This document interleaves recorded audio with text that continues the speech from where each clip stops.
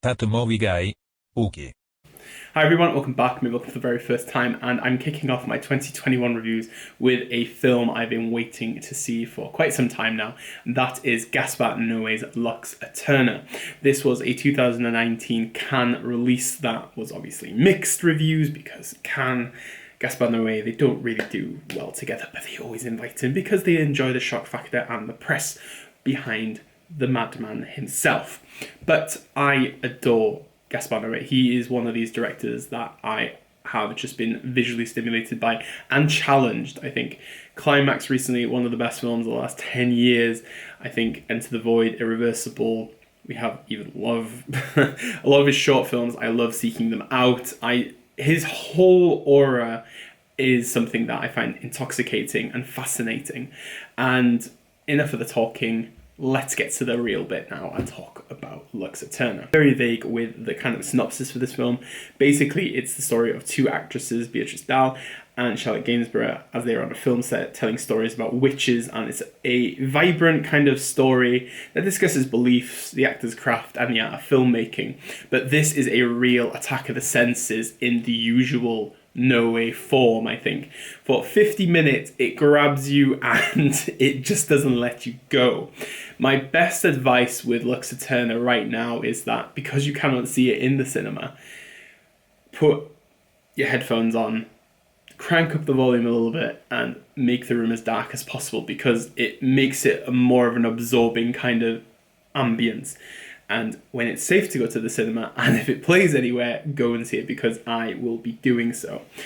The interesting thing about this kind of intense element of Lux Æterna is that it just feels a lot more punchy because of the shorter length of this film. This film could have easily been an hour and a half, 90-minute run film.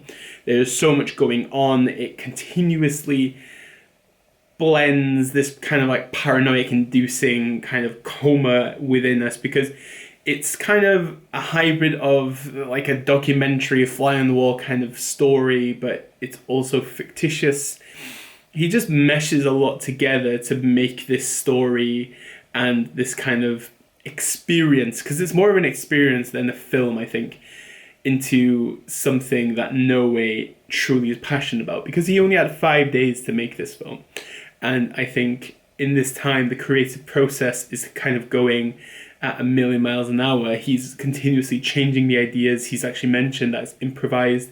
There are scenes that got changed. The music got changed as the film went on. And you can sense this kind of chaotic artistry that is within Lux Æterna. And the other element that I found quite interesting is this kind of split screen kind of idea that he's gone for. On one side with Beatrice Dahl, and then on the next side with Charlotte Gainsborough, and they're talking at times, and then sometimes one's talking and the other's doing something else. There's this continuous change, and this enhances this kind of chaotic element that he's kind of putting on you. Is beautifully beguiling, and I enjoyed the kind of sense of disorientation that it builds within you. It oozes everything that Gaspar Noé is about. And for me, this is the kind of filmmaking that challenges me in so many ways, but also it kind of just shows you that there is more to non-linear cinema. And Noé is really at the forefront. And I think, obviously, Enter the Void is that film that kind of showed you that he can challenge you with time.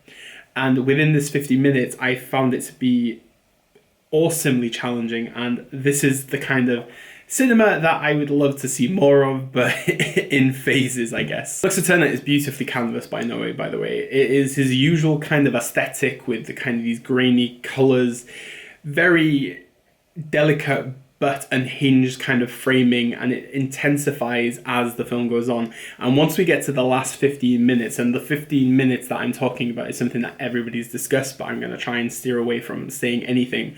But oh my god, this was kind of the period of the film where I thought to myself, hell, I am in the mind of Gaspar Noé, and it felt like we were just transcribed into his kind of imagination and his thought process, because it's heart palpitating, it's full of strobe lighting, so be cautious if you are sensitive to these kinds of things. it is a proper attack on your body. And to be honest with you, my eyes just could not leave the screen. I truly love this kind of situation and aura that Noe brought to the table, and I truly thought that the idea of Beatrice Dalle and Charlotte Gainsbourg, because they have worked on very unique films over their careers, and I think that they brought so much to the table in kind of making it a lot more natural when they were discussing stories about their careers, and this kind of like haunting element of the witches and telling stories about this. It made it a lot more brooding, and this kind of like horror element that Noe likes to work on, but he just dangles it on a string, really just meshed very well together. But Lux Æterna, I wished it was longer. I think that's my main issue with it, because this film had a lot more to say. You never know with Noe what he's going to do next, but I would be fascinated if he would ever stretch this out a lot more. But in the course of 5 days, in 50 minutes, this film packs a wall up, and I hope you get to see it very, very soon. So those are my thoughts on Lux Æterna. Please let me know what you thought of it if you have seen it already in the comment section below. And if you haven't, what is your favourite Gaspar Noé film? Because I'm always intrigued to know what you guys think. Very hard to pick a number one on this one. If you're new to the channel, thank you very much for joining me, and thank you very much to any of my other subscribers that have watched and supported this channel over the last couple of months and the last few years. Always welcome back, and let me know what you're up to. I'm always open. My socials are all down here if you want to talk to me about anything. Follow me on Letterboxd. And if you've not seen my new video on Hong Sang-soo, please give it a try. I will leave it also in the comment section below. And thank you very much for today. I hope you're doing well, and take care.